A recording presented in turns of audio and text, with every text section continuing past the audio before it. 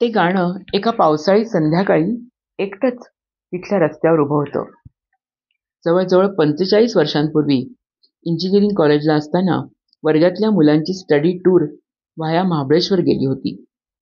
त्या पावसाळी संध्याकाळी महाबळेश्वरमध्ये आम्ही हॉटेलवर परतताना रस्त्यावर कोणाच्या तरी ट्रान्झिस्टरवर ते गाणं लागलेलं. बेताब दिल की तमन्ना यही है. गाणं सहज ऐकू येण्याचा तो काळ नव्हता. त्यामुळे चांगलं गाणं जिथे मिळेल तिथे ऐकणं याला पर्याय नव्हता. ते ऐकत असताना माझ्यासारखंच आणखी कोणाला ते गाणं आवडतंय का म्हणून बघत होतो. पण सर्व वर्गमित्रांचा थंड प्रतिसाद. त्या गाण्याला कोणी श्रोता नव्हता. नाही म्हणायला फक्त एक चोखंदळ रसिक मित्रानं हात मिळवला व म्हटलं, मस्त आहे रे गाणं. त्या परिस्थितीत त्या ओलसर तिन्ही सांजेला ते गाणं इथे एकाकीपणं रस्त्यावर उभं असल्यासारखं मला वाटलं. आज 45 वर्षांनंतरही ते गाणं अजूनही तसं एकटंच आहे. त्या गाण्याला म्हणावे तितके रसिक श्रोते, मित्र कदाचित अजूनही लाभलेले नाहीत. पण श्रोते नाहीत म्हणून त्या गाण्याचं मूळचं रत्नजडित सौंदर्य जराही कमी होत नाही, होणारही नाही. उलट इतकं संगीत गुणसंपन्न गाणं असून त्याकडे श्रोत्यांच्या झालेल्या काहीशा दुर्लक्षामुळं त्याच्यावरचं प्रेम जास्तच वाढलंय. जसं गुणी पण दुर्लक्षित व्यक्तींच्या बाबतीत जास्तच प्रेम वाटतं तसं. किती सौंदर्यस्थळं त्या जराशा उदासीकडे झुकलेल्या गाण्यामध्ये. चित्रपट 1972-73चा हसते जखम. गीतकार कैफी आझमी, गायिका लता दीदी, संगीत मदन मोहन. आणि या गाण्यातलं खूप नंतर अलीकडेच 3-4 वर्षांपूर्वी कळलेलं महत्त्वाचं नाव संगीत संयोजक ग्यान वर्मा. पण या सर्व श्रेय नामावलीच्या पलीकडे हे गुणी गाणं आपली पकड घेतं ते लताबाईंच्या अगदी पहिल्या ॲडलिब पासूनच. बेताब दिलकी हे शब्द म्हणताना ता या अक्षरावरचा दीर्घ आलापच तिच्या मनाची बेताबी सांगत आहे. आणि त्या बेताबीची केवढी गोष्ट संपूर्ण गाणं भर सांगितलीये गीतकार कैफी आझमींनी. चित्रपट न पाहताही कळतं काय सिच्युएशन असेल. तिच्या दुःखी पूर्वायुष्याच्या पार्श्वभूमीवर तिला आता तो भेटलाय. त्यानं तिच्या आयुष्यातला अंधकार दूर केलाय, तिला जगायला शिकवलंय. त्याच्या सोबतीनं तिला तिच्या नवीन आयुष्याची सुरुवात करायची आहे. बेताब शब्दामधल्या तावरच्या दीर्घ आलापातला बेताबीचा ताण तमन्ना शब्दातल्या नावरच्या हलक्या आलापानं बराचसा कमी झालाय. आणि मग तुम्हें चाहेंगे, तुम्हें पूजेंगे, तुम्हें अपना खुदा बनाएंगे ही खालच्या स्वरातील मुखड्याच्या क्रॉस लाईनमधील समर्पणाची उत्कट भावना आली. गाण्याचा मुखडा बांधताना संगीतकार मदन मोहनजींनी दिलेल्या या कंपोजर्स टचला किती दाद द्यावी असा विचार करत असताना गाण्याचा पुढचा प्रवास चालूच असतो.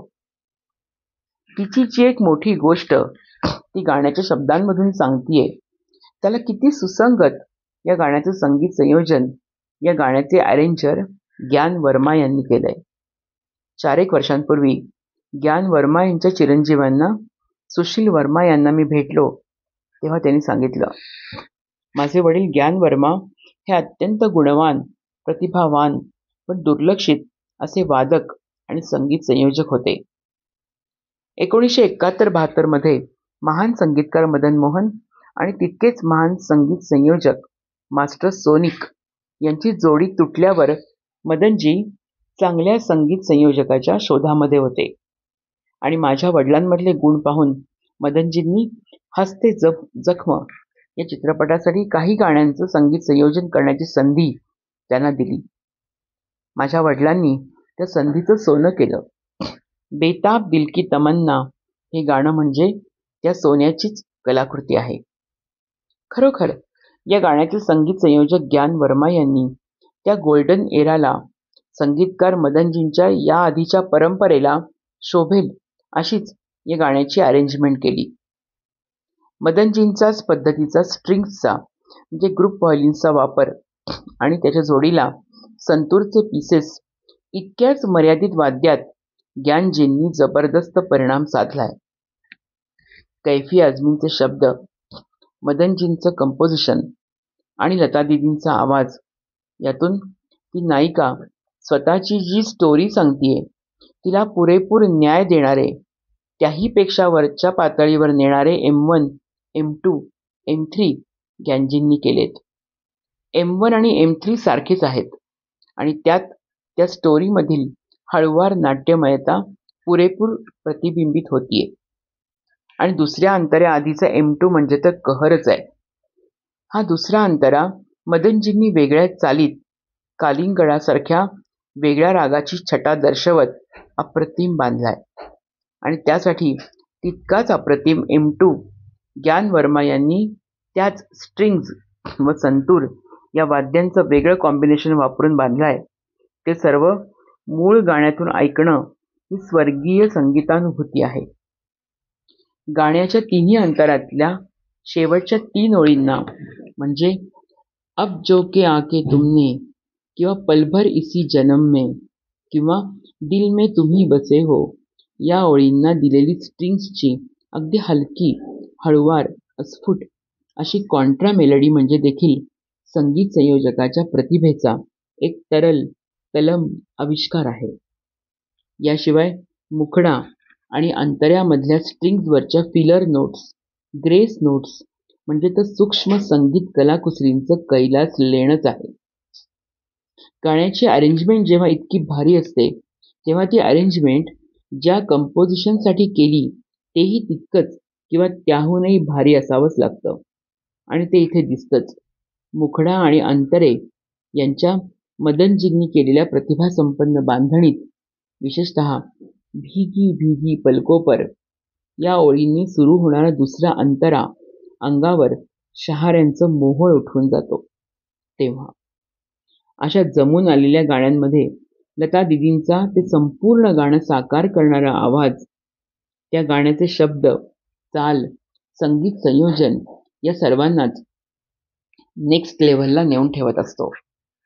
प्रत्येक शब्दाचा त्यातल्या कानामात्रेच्या वजनासह आदर्श उच्चार, तसाच आवाजाचा लगाव, त्यातली भावी अभिव्यक्ती, टोन यासह स्वरांचा प्रत्येक कण आणि लयीतला प्रत्येक क्षण उजळून टाकणारी ती तेजोमय अशी लता दीप्ती होती.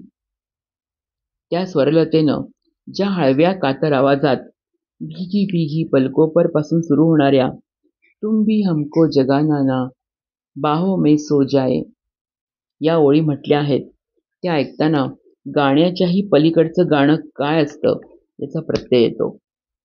तरीही बेताब दिलकी सारखं असं सर्व गुणांनी संपन्न गाणं म्हणाव्या तशा लाईमलाईटमध्ये येत नाही, मागे राहतं. क्लासी पण कमी प्रचलित, अप्रचलित अशा कॅटेगरीत जातं. असं का होतं? असं का व्हावं? उत्तर नाही. किंवा असंही उत्तर असू शकेल की त्या गाण्यातील शब्दांचा, कंपोजिशनचा, संगीत संयोजनाचा, गायनाचा मनाच्या अबोध पातळीवर रसास्वाद घेणारेही हजारो रसिक असतील. ते गाणं ऐकून त्यांच्याही मनात अशाच आस्वादक भावनांचे तरंग उठत असतील. गाण्याला मनोमन दुवा आणि सलाम त्यांच्याही नकळत दिले जात असतील, जरी त्या भावनांना शब्दांचं स्वरूप नसेल आणि तिथे मात्र ते गाणं एकटं नसेल.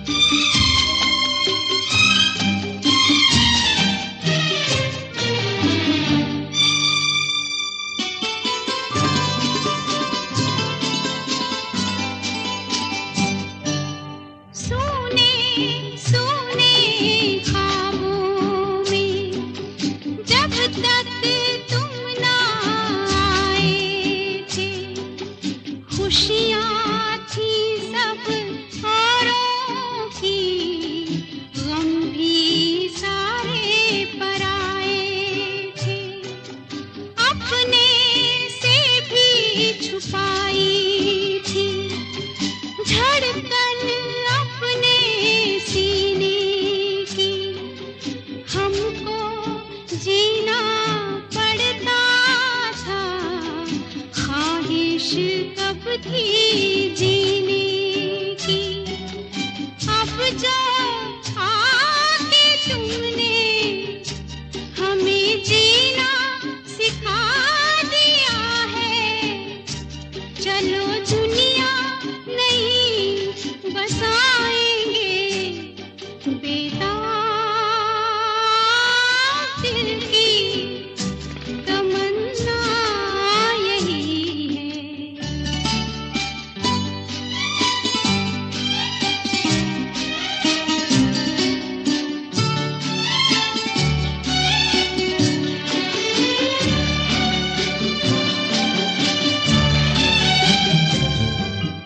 भीगी भीगी पलकों पर सपने कितने सजाए हैं, दिल में जितना अंधेरा था उतने उजाले आए हैं।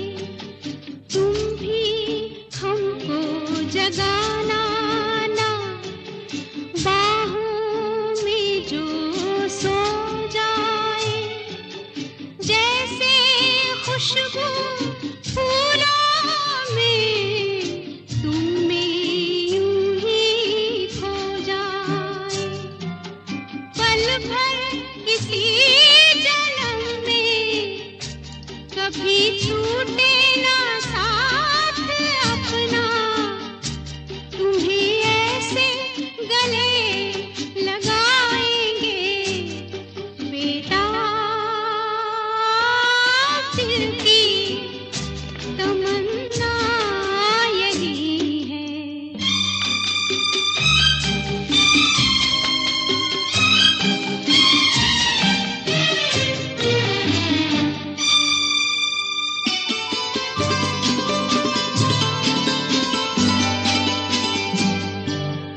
वादे भी हैं कसमें भी, बीता वक्त इशारों का, कैसे कैसे अरमां है मेला जैसे बहारों का।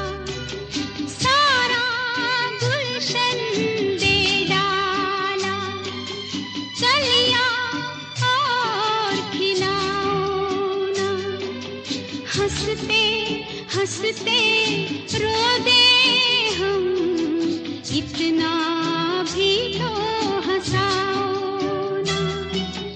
दिल में तुम ही बसे हो, रहा आंचल वो भर चुका है, कहाँ इतनी खुशी छुपाएंगे, बेताब दिल की तमन्ना यही है। तुम्हें चाहेंगे, तुम्हें पूजेंगे, तुम्हें अपना खुदा बनाएंगे, बेताब दिल की तमन्ना यही है।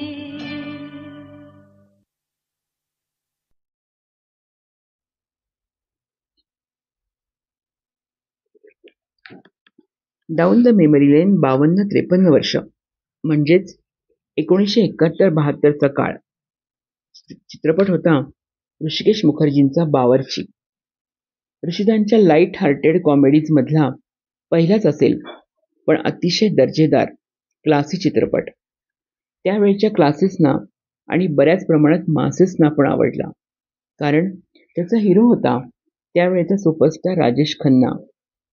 त्याचं संगीतही क्लासेसना आवडण्यासारखं होतंच, कारण त्याचे संगीतकार होते मदन मोहन, आणि मदन मोहन म्हणजे क्लासी गाणी हे समीकरण पण ठरलेलंच होतं.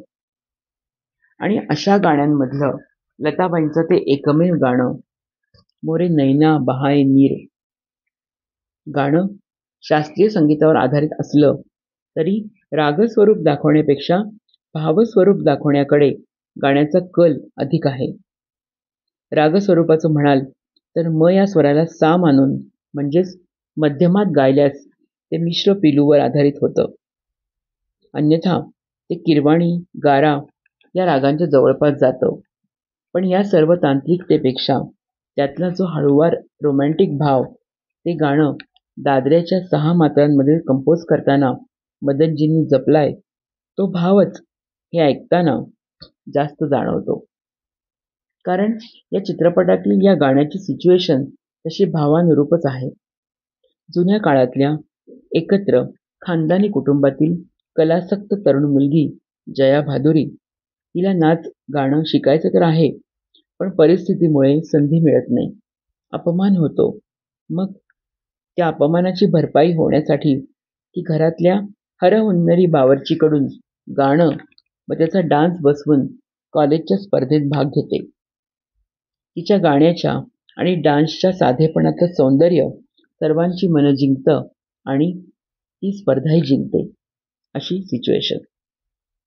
भारतीय शास्त्रीय संगीतावर आधारलेलं गाण्याच्या साधेपणातलं सौंदर्य वगैरे जरी म्हटलं असलं तरी गाणं प्रत्यक्षात गायला गेलं की नेहमीप्रमाणेच कळून येतो त्या साधेपणातला कठीणपणा. बहाय नीर म्हणताना बहाय या शब्दावर लागलेले स्वरांचे कण, जिया ना माने ही मुखड्याच्या क्रॉसलाईनमधील ओळ 2 सुरावटीत घेत दुसऱ्या अवरोही सुरावटीनं पुन्हा अप्रतिमपणे मुखड्याकडे येणं आणि अंतरामधल्या भटकू में जमना के तीर किंवा मोरा मनवा हुआ अधीर या ओळी 2 चालीत घेताना पहिल्यांदा तीर, अधीर या शब्दांवरच्या आरोही ताना आणि त्याच वेळी दुसऱ्यांदा म्हणताना स्वरांना सुंदर अवरोही हेलकावे देत मुखड्याकडं येणं, हे सर्व प्रकार वाटतात तितके गायला सोपे नाहीत, हे जाणकार संगीत रसिकांच्या लगेच लक्षामध्ये येतं. आणि अशा जागाच त्या गाण्यातली सौंदर्य स्थळं असतात हे पण. आणि किती सुमधुर होऊन जातात गाणी त्यांच्या कंपोजिशनमधल्या अशा श्रवणीय सौंदर्य स्थळांनी. संगीताच्या गोल्डन एराचा तो काळ. त्या एरातल्या सर्व चांगल्या गाण्यांमध्ये एक सुंदर आणि कॉमन वैशिष्ट्य असायचं, ते म्हणजे त्या गाण्यामधले म्युझिक पीसेस त्या गाण्याच्या चालीशी अगदी एकजीव, घुलमिल होऊन गेलेले असायचे. त्या पीसेसमधून गाणं उमलायचं आणि गाण्याच्या त्या चालीतून जणू पीसेस फुलायचे. गीताची चाल आणि त्यातले म्युझिक पीसेस असे दोन्ही मिळून एकजीव होऊन एक एक अजरामर गाणी जन्माला आली. त्या गाण्यातही तोच प्रकार होतो. सारंगी, सतार यांच्या सुंदर इंट्रोपीसमधून गाण्याचा मुखडा उजागर होतो. मुखड्यातून पुन्हा सतार, बासरी आणि माफक स्ट्रिंग्ज यांच्या वाद्यमेळातून M1 साकारतो आणि M1 मधून तो गोड अंतरा, आणि हे सर्व मिळून गाण्याची एक सुरस आणि सुरेल गोष्ट पुढे चालूच राहते. कैफी आझमींचे आपल्या पारंपरिक शास्त्रीय बंदिशीमधल्या शब्दांशी नातं सांगणारं समर्पक शब्द गाण्याची ही गोष्ट श्रोत्यांना खुलवून सांगतच राहतात. आणि या आणि अशा हजारो गाण्यांचा आधारस्वर असलेल्या लताबाईंचा गोल्डन एरातला ऐन भरातला तो आवाज, त्याचं वर्णन काय करणार. त्या आवाजाला अशी गाणी गाणं म्हणजे त्यावेळी बाय हात का खेळ होता. संपूर्ण गाण्याचं पारंपरिक, लाईट क्लासिकल, साधंसं तरीही अतिशय सौंदर्यपूर्ण मनभावन व्यक्तिमत्वच होऊन हा आवाज या गाण्यात आपला कब्जा घेतो. गाण्यातल्या या सर्व गोष्टींनी चित्रपटाचा सिच्युएशनमधली ती कुठलीशी स्पर्धा जिंकली असेल, पण प्रत्यक्षात आज अर्धशतक उलटून गेल्यावरही आपल्याला आजही या गाण्यानं तितकंच जिंकलेलं आहे जितकं त्यावेळी सुरुवातीला ऐकताना जिंकलेलं होतं. ऐकूया तेच गाणं.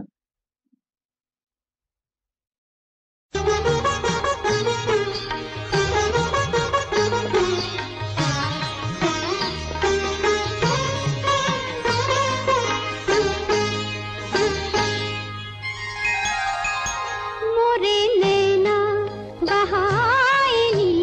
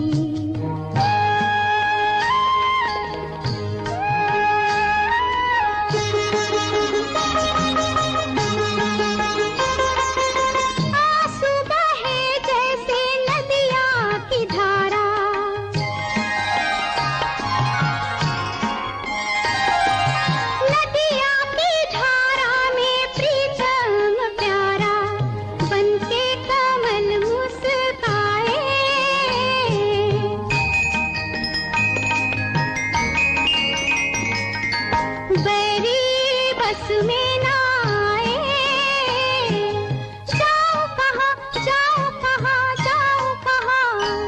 मोरा मनवा हुआ धीर, मनवा हुआ धीर, नैना मोरे नैना बहाए नीर, मोरे नैना।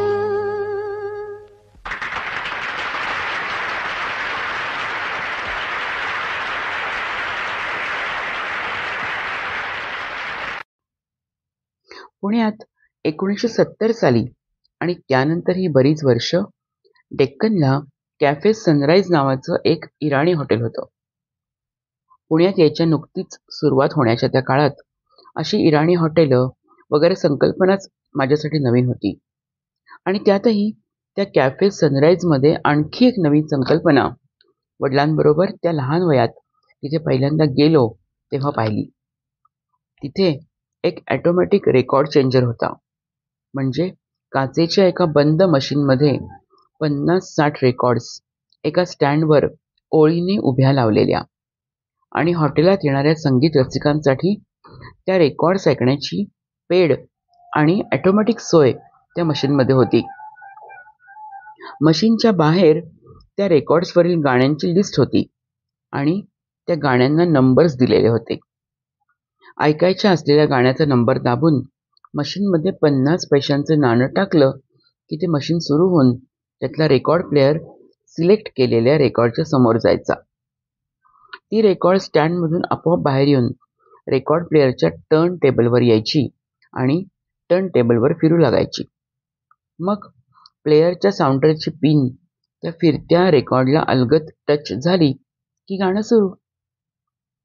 त्या मशीनमधल्याच मस्त पॉवरफुल स्पीकर्समधून ते गाणं हॉटेलात बसलेल्या तमाम लोकांना ऐकू यायचं.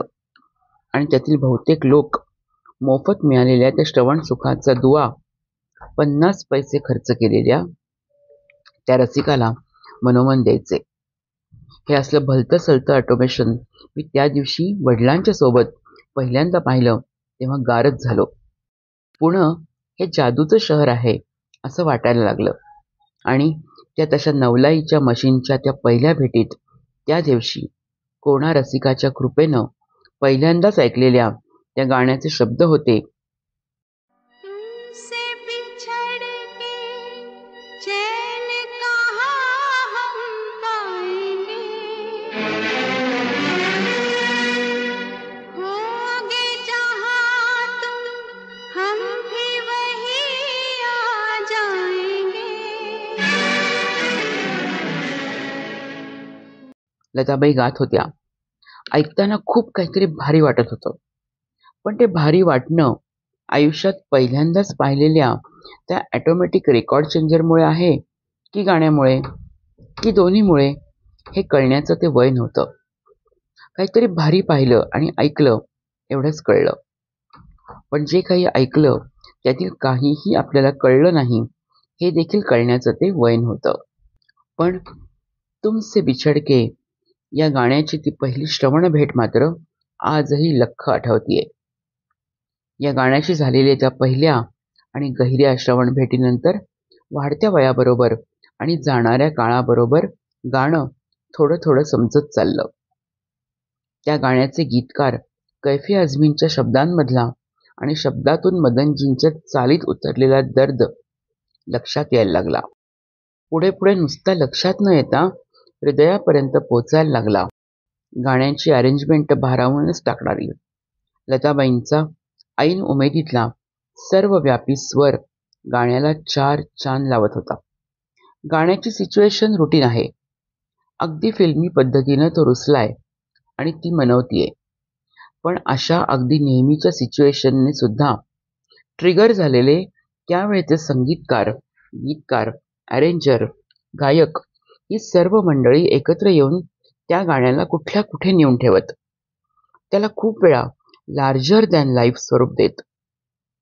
मनवण्याचाच प्रसंग आहे म्हटल्यावर या गाण्यासाठी एखाद्या संगीतकाराने अगदी लाईट हार्टेड ट्यून बनवली असती. पण मदनजी नो. गाण्याच्या ॲडलिबमध्येच ते गाण्याच्या स्केल बदलाचा आभास निर्माण करण्यात म्हणजे क्रोमॅटिक स्केल करण्यात गुंतले. पूछो क्यों हाँ हाँ पूछो क्यों. हे शब्द लताबाई म्हणताना हा स्केल बदलाचा आभास निर्माण होऊन गाणं क्रोमॅटिक स्केलमध्ये जातं. म्हणजेच गाण्याचा साच बदलतो, म्हणजेच पट्टी बदलते. पण लगेच पुढच्या हम ये कहेंगे कि तुम हो हमारी मंजिल. हम ये कहेंगे की तुम हो हमारी मंजिल या ओळीवरच्या स्वरांनी गाणं पुन्हा मूळ स्केलला येतं आणि ऐकणाऱ्याला हुश्य होतं. पण स्केल बदलण्याच्या आभासाचा जो एक मोठा झोल किंवा हेलकावा त्याला बसतो तो मानला तर सुखद, नाहीतर उग्र सुखद ठरण्याचीच शक्यता जास्त. एखाद्याला वाटेल यात कुठे राहिला तो मनवण्यातला रोमॅन्टिकपणा, पण तरीही तो रोमॅन्टिकपणा टिकलेला असतो आणि नीट पाहणाऱ्याला दिसतोही. नूतनसारख्या ऑल टाईम ग्रेट अभिनेत्रीच्या बॉडी लँग्वेजमधून, चेहऱ्यावरच्या भावांमधून, ओठांच्या लाडीक हालचालीतून. असे होते मदनजी. इतकी वेगळी सोच असणारे आणि ती सोच प्रत्यक्षात आणण्याचे असे एक एक प्रयोग करणारे प्रतिभाशाली संगीतकार. ही तर गाण्याची सुरुवात झाली. 4-4च्या एका वेगळ्याच वजनाच्या ठेक्यात बांधलेला समर्पक मुखडा आणि 6-6 मोठ्या ओळींचे मोठे अंतरे, त्यातल्या सुंदर उतार चढावांसह एका वेगळ्याच कनेक्टिंग लाईनने मुखड्याकडे येताना खास त्या मदन मोहन फेम तिहाईसह येतात. अशी किती वैशिष्ट्य सांगावीत मदन मोहनजींच्या या कंपोजिशनची. आणि मदनजींनी इतकं हेवी कंपोजिशन केल्यावर त्या कंपोजिशनला वाद्यमेळाने सजवणारे त्यांचे सहाय्यक म्हणजेच अरेंजर मास्टर सोनिक थोडेच मागे राहणार होते. मास्टरजींनी या गाण्याला केवळ स्ट्रिंग्ज म्हणजे ग्रुप व्हायोलिन्स आणि चेलोज म्हणजे खर्जात मंद्र सप्तकात वाजणारे मोठे व्हायोलिन यांच्या सहाय्याने सागराची भव्यता आणि खोली प्राप्त करून दिली. मुखडा संपल्याबरोबर लगेच स्ट्रिंग्ज व चेलोचा जो एक प्रदीर्घ पीस M1 म्हणून वाजतो, त्या पीसची गणना आत्तापर्यंतच्या बॉलिवूड संगीत इतिहासातल्या स्ट्रिंग्ज आणि चेलोज कॉम्बिनेशनच्या सर्वोत्कृष्ट पीसेसमध्ये करावी लागेल. हा M1 म्हणजे जणू मास्टरजींचा मास्टर स्ट्रोक होता. तो मुळातूनच ऐकावा. खोल समुद्रात लाटा तयार होऊन किनाऱ्याच्या दिशेने रोरावत येताना त्यांची जी गाज असते त्या गाजेचीच आठवण येते हा M1 ऐकताना. किंवा शिरीष पैंच्या लाटे मागून फुटत जाते आंधळी होऊन एक एक लाट या ओळीची. अशा या ग्रेट M1चा शेवटही पुन्हा एकदा खास मदन मोहन स्टाईलच्या तिहाईने होतो, हे त्याचे आणखी एक वैशिष्ट्य. गोल्डन एरातलं संगीतकार आणि अरेंजर यांच्यातील असं सायुज्य खरोखर किती स्तिमित करणारं होतं याचं आणखी एक हे उदाहरण. हे झालं M1 बद्दल. M2 आणखीनच इतका वेगळा आहे की जणू दुसरंच कोणतं तरी गाणं सुरू झालंय. गाण्याचे तिन्ही अंतरे त्याच चालीत असूनही इतक्या हेवी पण सुंदर M1 नंतर पुन्हा तो रिपीट करण्याचा मोह ना संगीतकाराला होता ना अरेंजरला. परिणामी M2 इतका वेगळा एखाद्या मिलिटरी बँडच्या स्टाईलमध्ये वाजतोय की हे काय मध्ये सुरू झालं असा ऐकणाऱ्याला प्रश्न पडेल. खरोखर या लोकांची काय सोच असेल कल्पनाच करवत नाही. आणि हे कमी पडलं की काय असं वाटून मुखडा, अंतरा आणि संपूर्ण गाणंभर फिलर नोट्स, ग्रेस नोट्स, कॉन्ट्राज, ऑब्लिगाटोज यांची नुसती चंगळ आहे. रिदममधले कट्स आणि पिकअप्स कसे नकळत आणि नॅचरल येऊन जात होते. एकूण सगळी अरेंजमेंटच डोकं चक्रावून टाकणारी, भव्य दिव्य या शब्दांनाही छोटं करून टाकणारी झाली. आणि ही सर्व भव्य दिव्य अरेंजमेंट ज्या गायिकेसाठी झाली ती तर साक्षात स्वरांची देवीच. त्या देवीपणाला साजेल अशा थाटात आणि त्या परिणामानंच लताबाईंनी हे गाणं अगदी पहिल्या ॲडलिबपासून ते शेवटच्या स्वरापर्यंत म्हटलं. त्यावेळच्या ऐन बहरातल्या आवाजाचं संपूर्ण अधिराज्य आणि स्वरलयीवरची अफाट हुकूमत, प्रत्येक शब्दातल्या प्रत्येक भावछटेसह संपूर्ण गाणंभर ऐकू येतच राहते. पण दैवदुर्विलास म्हणजे इतक्या महान कलाकारांनी आपापल्या प्रतिभेचं इतकं योगदान देऊन आणि प्रचंड परिश्रम करून केलेली या गाण्याची आणि अशा शेकडो महान गाण्यांची निर्मिती अखेर विस्मृतीच्या घनदमात लुप्त झाली. का झाली असेल? काय कमी पडलं असेल? पण एक नक्की होतं की कलेच्या किंवा कलादर्जाच्या किंवा प्रयत्नांच्या दृष्टीनं त्यात काहीच कमी नव्हतं. तरीही असं घडण्यामागची अनेक कारणं आता शोधली जाऊ शकतात आणि त्यातली मुख्य कारणं असतात, ज्या चित्रपटांसाठी अशा गाण्यांची निर्मिती झाली ते चित्रपट फारसे किंवा बिलकुल न चालणं किंवा डब्यातूनच बाहेर न येणं, आणि दुसरं म्हणजे त्या चित्रपटांचा दर्जा. तो चित्रपटच बी किंवा सी ग्रेडचा असल्यास त्याची स्टारकास्ट म्हणजेच अभिनय दर्जा, निर्मिती दर्जा, गाण्यांचं चित्रीकरण हे योग्य प्रकारचं नसायचं. चित्रपटाचं मार्केटिंग कमी पडणं, एखाद्या मोठ्या बॅनरच्या चित्रपटामुळे चित्रपट झाकोळला जाणं ही पण कारणं असायची. आणि सर्वात प्रथम किंवा शेवटी लक फॅक्टर नावाचा एक सर्वात मोठा फॅक्टरही होताच. मदनजी, मास्टरजी यांची फिल्मी करिअर पाहिल्यास वरील सर्व घटक बहुतेक वेळा त्यांच्या विरुद्धच गेल्याचे दिसतात.